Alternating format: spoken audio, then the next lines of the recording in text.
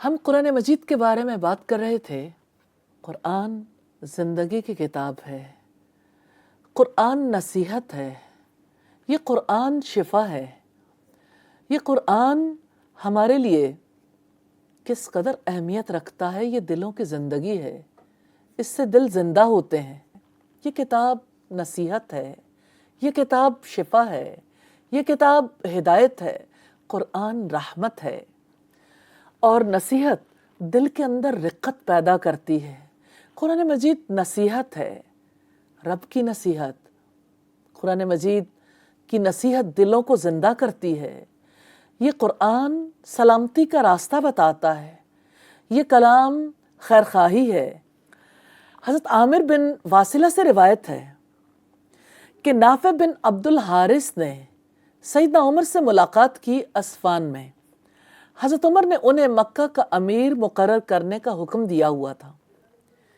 سیدنا عمر نے فرمایا، تم نے مکہ میں کسے امیر بنایا؟ نافع نے عرض کیا، ابن ابزہ کو۔ حضرت عمر نے پوچھا، یہ کون آدمی ہے؟ نافع نے جواب میں کہا، ہمارے غلاموں میں سے ایک غلام ہے۔ حضرت عمر نے فرمایا، تو نے ایک غلام کو ان کا امیر بنا دیا ہے؟ نافع نے کہا، وہ اللہ کی کتاب قرآن مجید کا قاری ہے، اس کے احکامات پر عمل بھی کرتا ہے۔ حضرت عمر نے فرمایا، تمہارے نبی نے فرمایا ہے، اللہ تعالیٰ اسی کتاب کے ذریعے لوگوں کو بلند کرتا ہے اور اسی کتاب کے ذریعے سے لوگوں کو پست کر دیتا ہے۔ یہ مسلم کی 1897 نمبر روایت ہے۔ تو اس دنیا میں قدر و قیمت والا علم قرآن کا علم ہے، اس کتاب کا علم ہے۔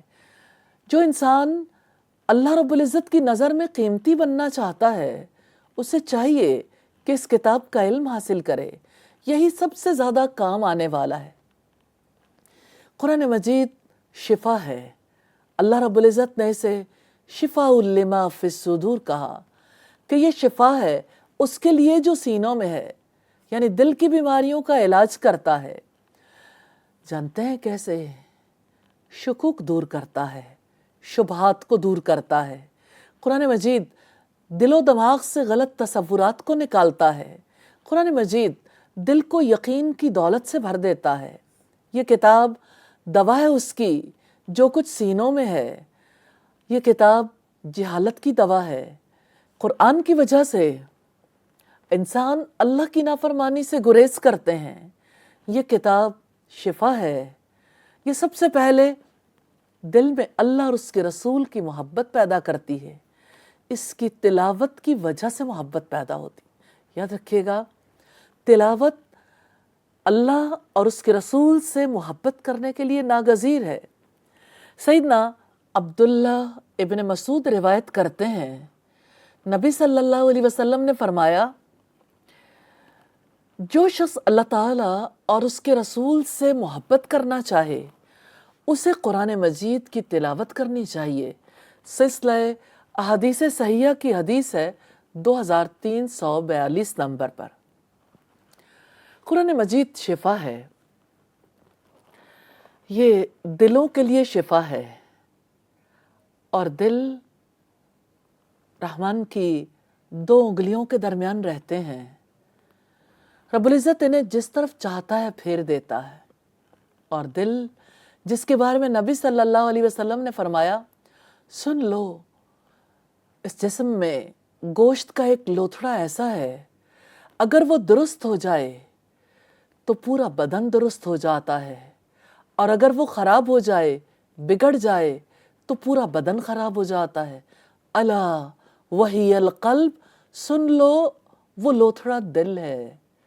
اس دل میں شیطان کے وسوسوں کی آمد و رفت جاری رہتی ہے، جس کی وجہ سے شیطان کو دل کے حالات سنبھالنے کا موقع مل جاتا ہے۔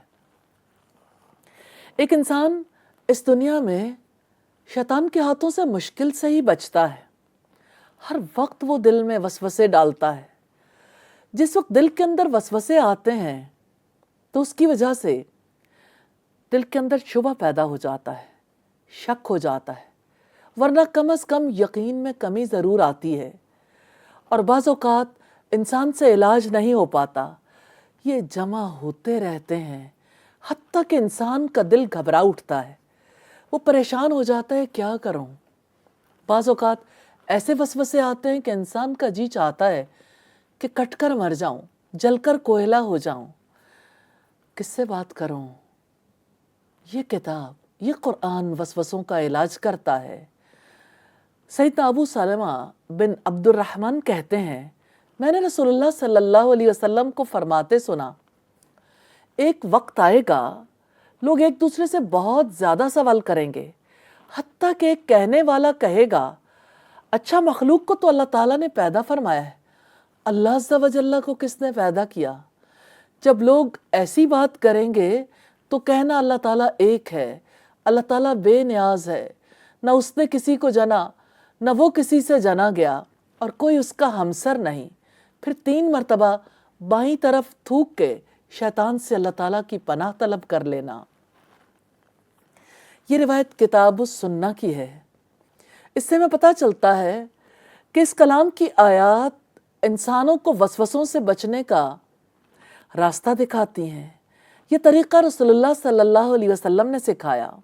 وسوسے دل کی بیماری کا سبب بنتے ہیں، جیسے جرمز ہیں، جرمز سے کوئی نہ کوئی بیماری لاحق ہو سکتی ہے، اور اسی وجہ سے میڈیسن لی جاتی ہے تاکہ جرمز کو کنٹرول کر لیا جائے۔ رب العزت نے اسی لیے فرمایا شفاء لما فی الصدور، یہ شفا ہے اس چیز کی جو سینوں میں ہے۔ یہاں سوال یہ پیدا ہوتا ہے سینوں کے اندر اور کیا ہوتا ہے؟ جب وسوسہ آتا ہے تو بعض اوقات بدگمانی آ جاتی ہے، بدگمانی بغض میں یا کینے میں بدلتی ہے، انسان کے اندر حسد پیدا ہو جاتا ہے، اسے غصہ بہت آتا ہے۔ جب حسد پیدا ہوتا ہے کبر اندر موجود ہوتا ہے، یعنی تکبر۔ پھر اسی طرح سے ایک انسان کے اندر جب بدگمانی آتی ہے، وہ بڑھتی ہے تو انسان کی زبان سے اظہار بھی ہوتا ہے، کبھی تانے کی صورت میں، کبھی تلخ بات کی صورت میں، کہیں وہ تانا دیتا ہے، کہیں غیبتیں کرتا ہے، کہیں چغلیاں کرتا ہے، کہیں وہ انتقام لینے پر اتر آتا ہے۔ پھر آگے بڑھ کے جو انسانی اعضاء برائیاں کرتے ہیں، اس کا منبع و مرکز بھی انسان کا دل ہے۔ حقیقت یہ ہے کہ انسانی زندگی کو کنٹرول کرنے والی چیز اس کا قلب ہے۔ ہمارے یہاں تو قلب خون پمپ کرنے والا ایک آلہ ہے، جس کی وجہ سے پوری باڈی کو بلڈ پہنچتا ہے اور پھر واپس آتا ہے۔ قلب سے مراد سوچنے سمجھنے، ڈیسیژن کرنے والا آلہ ہے، اور اس سے مراد آپ یوں سمجھ سکتے ہیں جیسے قلب و ذہن آپ کہہ لیجئے۔ تو قلب کی صفائی اگر نہ ہو، اس کی صحت کا خیال نہ رکھا جائے تو انسانی اعمال بگڑنے لگتے ہیں۔